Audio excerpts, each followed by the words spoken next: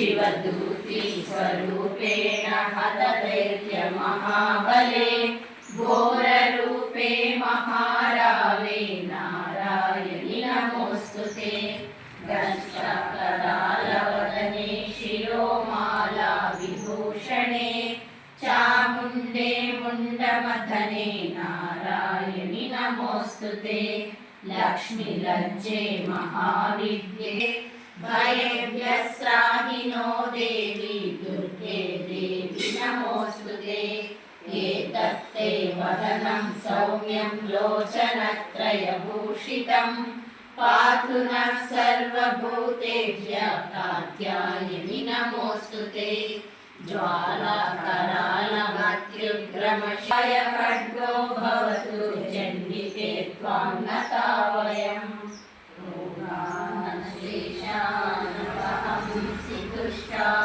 हृष्टा तु कामान् सकलान् अभीष्टान् कामाश्रितानां विपन्नराणां कामाश्रितान् प्रयान्ति एतद् यत्कथनं त्वयाद्य धर्माशिषां देवि महासुराणां रूपैरनेकैर्बहुलात्ममूर्तिं कृत्वाम्बिके तत्र करोति कान्या विद्यासु शास्त्रेषु विवेकदीपेषु आख्येषु वाक्येषु च हासजन्या मम त्वदत्तेति महान्धकारे विद्रामयत्ये तदतीव विशास्त्रनागाः यत्रालयो दस्य बलानि यत्र दावानलो यत्र तथा मध्ये तत्र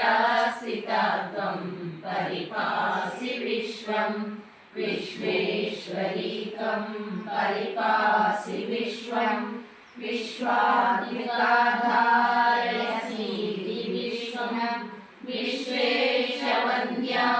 भवती भवन्ति